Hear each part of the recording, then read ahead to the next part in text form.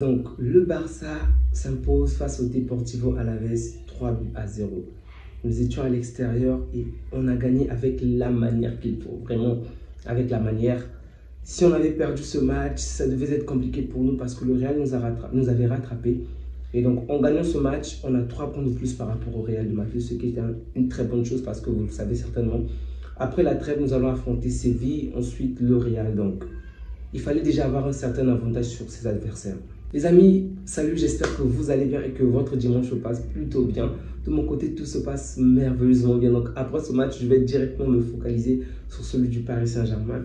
Mais revenons d'abord par rapport à ce match. Déjà, on a assisté à un très grand match, particulièrement en première période. Une très bonne gestion collective du groupe.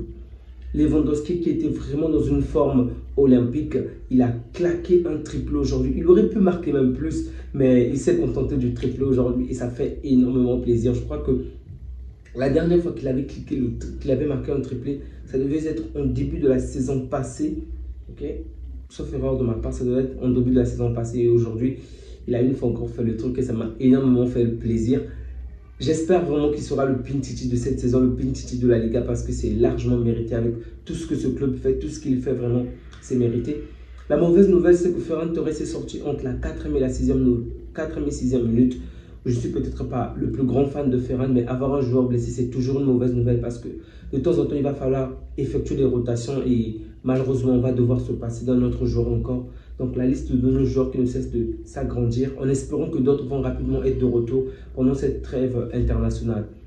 Donc il y a eu un tout petit peu de la frustration par rapport à certains joueurs comme Yamal, vous avez certainement remarqué, qui était quand même frustré lorsqu'on l'a sorti aux alentours de la 60e minute. Donc il a fait au moins 1 heure de jeu, ce qui est normal parce qu'il va certainement beaucoup jouer pour l'équipe nationale. Donc c'était vraiment convenable qu'on le sorte aujourd'hui. Il n'a pas beaucoup brillé, comme d'habitude, parce qu'il y avait au moins 2 ou 3 joueurs qui étaient constamment sur lui, sans oublier qu'il n'a pas eu cet appui offensif. Par exemple, avec Koundé, aujourd'hui, c'était Hector Fort, donc c'était pas vraiment facile, il n'y a pas eu de bonne combinaison. Du coup, il était vraiment isolé et il a essayé de faire de très bonnes choses, mais pas assez suffisant pour être marquant comme d'habitude. C'était pas un flop, je précise. Le match est plutôt correct, mais par rapport au joueur et à son standard, on s'attend à beaucoup plus de sa part. Toutefois, moi, je n'en veux vraiment pas. J'espère juste qu'il va vraiment pas avoir de temps de jeu, même en Espagne, qu'il va se reposer au maximum pour revenir très en forme, parce qu'on va avoir une panoplie de matchs plutôt intéressants, des matchs complexes contre Séville. Même si Séville est mal positionné, c'est quand même une grande équipe en Liga, contre le Bayern, contre le Real, donc ça sera vraiment une succession de matchs très fort. Donc j'espère qu'il va revenir en forme et dans des meilleures conditions. Donc comme je le disais, Lewandowski qui a fait un très bon match, il a été élu homme du match. 2 passes décisives de la part de Rafinha et une passe de Eric Garcia qui avait remplacé Ferran Torres suite à sa blessure. Donc très bon match. Offensivement, on a été au top. Que dire de Rafinha? Il se donne tellement, il est là partout. Aujourd'hui, Lewandowski ne descend pas autant qu'avant, c'est parce que Rafinha fait le taf du 10, il a pris la place de Olmo, on va le dire ainsi. Et lorsque Ferran Torres a été blessé, je pense qu'il partait directement à la place de Ferran Torres. Donc, c'était vraiment intéressant de voir de quelle manière Rafinha se donne à fond. Il est partout, vraiment, il est partout. Ce n'est pas toujours parfait dans la finition, mais il s'améliore, il fait le tout possible que si lui ne parvient pas à marquer, que d'autres parviennent à le faire. C'est vrai qu'il a quand même raté un face-à-face assez intéressant, mais par rapport à tout ce qu'il fait dans le match, tu ne peux vraiment pas l'en vouloir parce que tu ressens déjà de l'épuisement de sa part. Tu ressens qu'il se donne tellement qu'il y a des moments forcément que ça va pêcher. Donc Rafinha qui s'est vraiment donné et une fois encore, il est peut-être même l'un des hommes de ce match parce que si Lewandowski a été nommé homme du match puisqu'il a marqué 3 buts, le seul buteur de la journée, c'est aussi parce que Rafinha a fait de très bonnes passes. Rafinha s'est vraiment donné à fond. Donc si Lewandowski n'avait pas marqué, c'est certain que Rafinha aurait été le homme du match de cette journée. Vraiment très bon match de Rafinha. Donc je ne peux pas évaluer Ferran Torres puisqu'il est sorti trop tôt. Espérons pour lui qu'il va se rétablir. Mais je pense qu'il aurait quand même fait un bon match parce que l'adversaire a quand même été maladroit dans les dernières lignes. Mais on a eu une certaine domination facile, une certaine domination assez aisée par rapport à cet adversaire. Eric Garcia a également fait un bon match puisqu'il a remplacé Ferran Torres. Il a fait un bon match dans des passes. Défensivement, c'était très intéressant. Vraiment, Eric Garcia a fait un match correct. Au milieu du terrain, je suis satisfait de Pedri. Je suis satisfait. pour ce qu'il est, mais il y a toujours cette frustration-là. Ok, Pedri est très fort, c'est un très bon dribbleur, un très bon passeur. Il défend bien, il est intelligent, il a une très bonne vision. En fait, je peux me mettre à lister tellement de points positifs pour Pedri, mais lorsqu'il s'agit de la finition, oh, et encore la frustration. Souvenez-vous déjà en début de saison, je le disais, que je le comparais même avec Olmo. Souvenez-vous, je disais clairement que pour moi, Pedri était meilleur, plus fort que Olmo, ok, en termes de talent et autres. Mais s'il fallait choisir un jour, je devais choisir Olmo parce que Olmo parvient à marquer. Ok. Et là, on le voit encore aujourd'hui. Il s'est procuré au moins, bon, la balle, l'action où le coup de pied arrêté, où la balle arrive carrément entre ses deux jambes, je ne peux pas vraiment le vouloir, c'est pas vraiment de sa faute, c'est pas facile à l'avoir, mais les autres actions, c'est quand même de sa faute. Il arrive à effacer deux ou trois joueurs, des dribbles tellement magnifiques, vraiment de crochets, des gestes techniques, waouh! Et à la fin, il me donne en fait, il tire comme un bébé. Je ne comprends pas, mec. Tu as les jambes d'un garçon de 4 ans. Vraiment, il est très bon, il est très fort, il fait de très très bonnes choses. Mais à la finition, il y a toujours ce petit truc-là qui fait en sorte qu'il ne puisse pas être à la hauteur. Vraiment.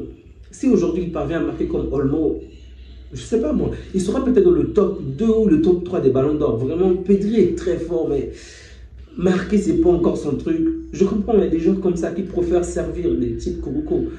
Mais il y a des moments où on a besoin que tu marques. Comme si vous vous souvenez, je crois que la dernière année de Xavi, la première partie, nous avait énormément sauvé en marquant, mais c'était pratiquement en face à face avec le gardien, où le gardien il avait effacé tout le monde et du coup il restait que le poteau.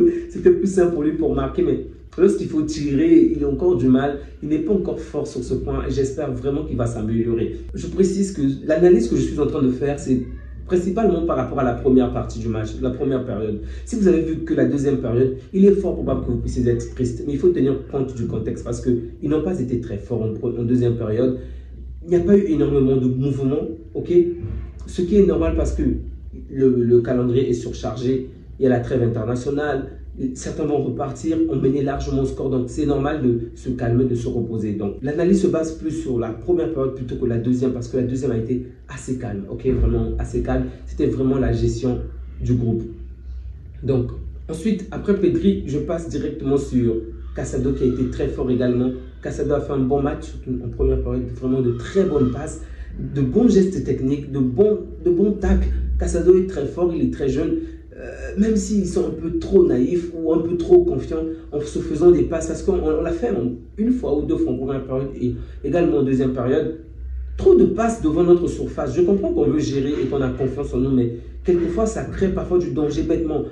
En seconde période, on se procure une faute dans notre camp, ok, juste à côté de la ligne centrale. Au final, la faute, au lieu de dégager, de pousser l'adversaire à reculer encore, on va faire la passe en arrière avec Peña, ils vont se faire les passes. Et au final, c'est l'adversaire, donc un joueur d'Alaves va récupérer la balle. Il va pratiquement marquer. Ce n'est pas intelligent de notre part. Alors qu'on a un moyen, une occasion pour aller de l'avant, pour faire du mal à l'adversaire, on se met en danger tout seul. Heureusement qu'ils n'ont pas réussi à marquer. Sur le plan défensif, donc, on avait aligné, j'ai failli parler d'Araujo, désolé. On avait aligné Baldé, okay, du côté gauche. On a aligné au centre Martinez, Pokoubarsi et enfin Hector Ford. Bon, défensivement c'était très bon, ok, rien à dire.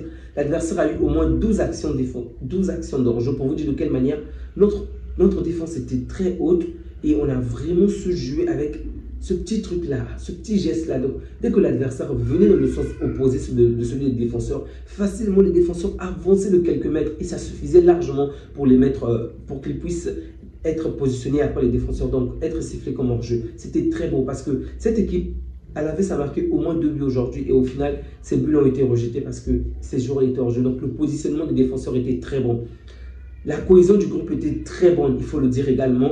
D'où cet excès de confiance en fait. C'est ce qui m'inquiète parce qu'ils font tellement bien les choses collectivement qu'il y a parfois un excès d'orgueil.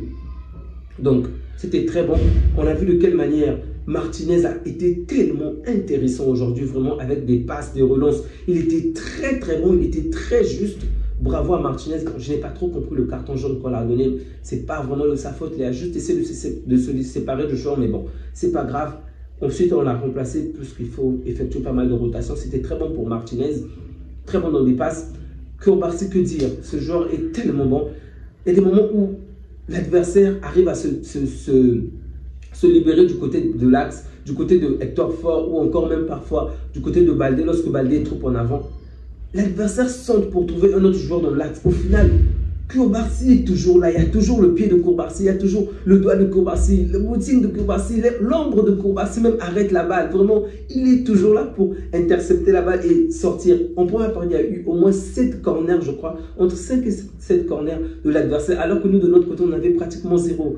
Mais s'il y a eu ces corners-là, c'est parce que lorsque l'adversaire emmenait la balle dans le centre de la surface, Koulibaly était là pour le contrer. Il y a bien évidemment eu d'autres joueurs également, parfois Pedri et d'autres. Mais Koulibaly est vraiment intéressant dans l'axe et il fait de très bonnes choses. Donc, défensivement, comme je vous ai dit, c'était vraiment réjouissant aujourd'hui. Il y a eu vraiment une cohésion, un bon groupe. Maintenant, là, on va peut-être dire le côté négatif, c'est vraiment avec Hector Ford. Comme vous l'avez entendu aujourd'hui, Yamal a fait un match plutôt moyen.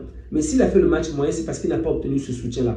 On parle parfois souvent de Koundé comme un bon latéral qui fait de très bons gestes, qui offensivement qui est très fort. On le compare même quelquefois avec Daniel Alves sur certaines actions.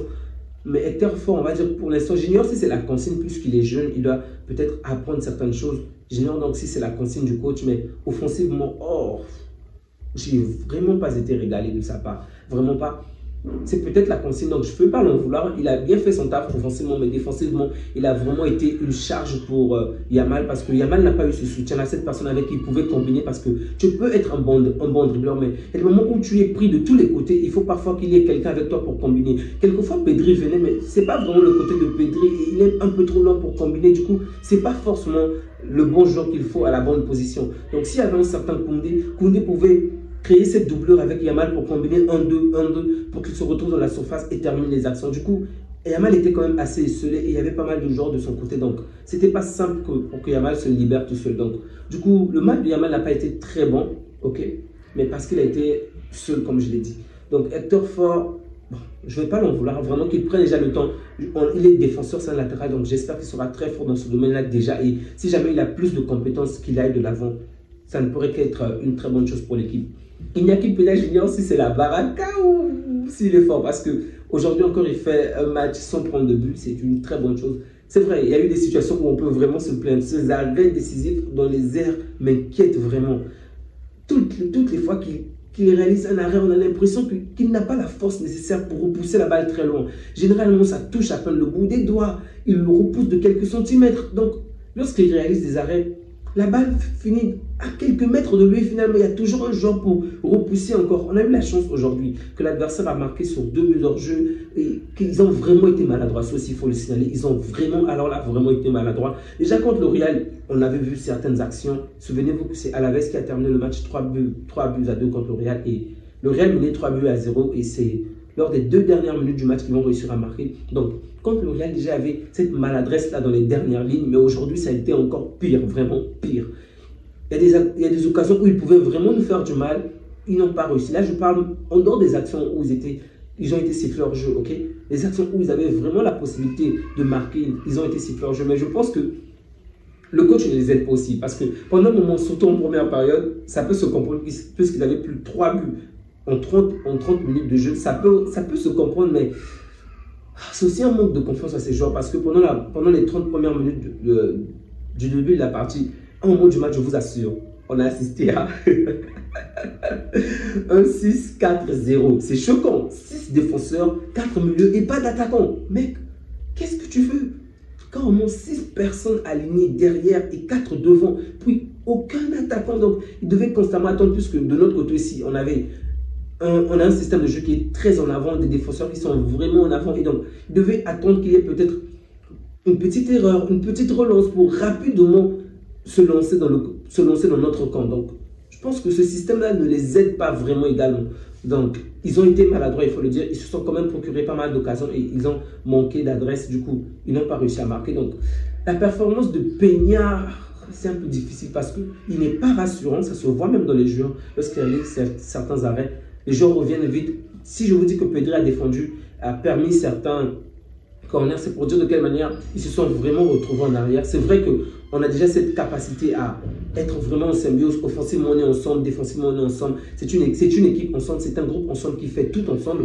Mais c'est pas rassurant d'avoir un gardien de ce genre-là. Et du coup, même lorsqu'ils doivent peut-être pas autour descendre, les joueurs viennent très très bas. Mais au moins, il ne prend pas de but. Ok, ça m'arrange. Si tu peux être nul comme tu veux, mais à la fin, l'adversaire ne marque pas, tant mieux. Donc, espérons juste que l'adversaire ne va pas être à la hauteur pour pouvoir marquer. Sinon, si jamais l'adversaire doit être très fort et que de notre côté, on n'a pas un gardien rassurant, autant mettre Chesney, autant mettre une autre personne pour mieux garder les cages. Les amis, Ansu Fati a joué un peu de temps de jeu, ok.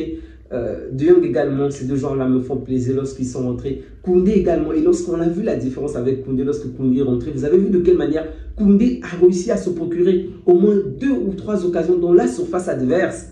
Il est devenu comme un attaquant. C'est ce que j'attends par exemple d'Hector Ford. Bon, il est encore jeune, comme je le dis, je n'en veux pas.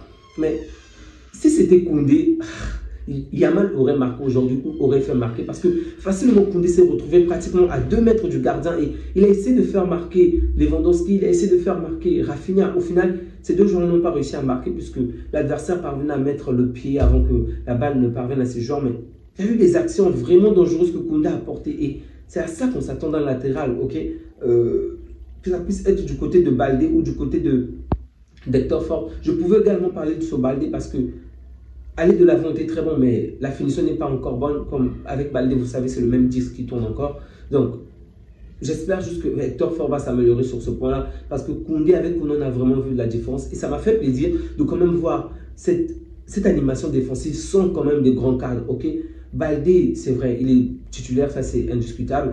Martinez a de l'expérience, mais voir quand même deux joueurs comme Courbarcy, deux jeunes joueurs comme Courbarcy, Hector Ford, et avoir quand même cette solidité défensive, c'est quand même un point à souligner. Donc bravo, bravo, bravo. On a fait reposer pas mal de joueurs et pourtant, il y a toujours un certain niveau, un certain contrôle. Ça, c'est vraiment une chose à féliciter. De Jong qui est rentré avec de très bonnes choses, des passes vraiment verticales. Malheureusement, elles ne se sont pas terminées en notre faveur. La balle arrivait bien au joueur, mais le joueur n'arrivait pas. Je crois que c'est Lewandowski qui reçoit la balle. Au final, il se retrouve facilement embourbé dans un petit cloison face à de nombreux joueurs autour de lui. Donc, c'était pas facile qu'il s'en sorte, mais les passes étaient bonnes. Fati également, les passes sont bonnes. Même si dans la finition, je pense qu'à certains joueurs, il faudrait vraiment que certains joueurs puissent travailler la finition. Bon, ils ont été pendant de nombreux temps absents. Ok, ça se comprend. Donc, pour moi, je ne peux pas les en vouloir, mais il faudrait qu'ils puissent travailler sur la finition parce que je pense que pas mal de joueurs pêchent sur ce point-là. Mais sinon, dans l'ensemble, c'était plutôt bon. Donc, une première période où on a montré de très très bonnes choses. Ok, un contrôle du jeu, un contrôle de la balle, une domination claire et nette sur l'adversaire. Et une deuxième période où nous sommes vraiment entrés sur cette gestion, ok, du temps. Et du coup, c'était vraiment assez calme. C'était pas vraiment mouvementé. Si vous n'avez pas eu le temps de voir le match, je vous recommanderais de voir la première période plutôt que la deuxième. On a gagné, c'est ça le plus important. Les amis, on va s'arrêter là. Prenez bien soin de vous ainsi que des vôtres. Que Dieu vous garde. Au revoir.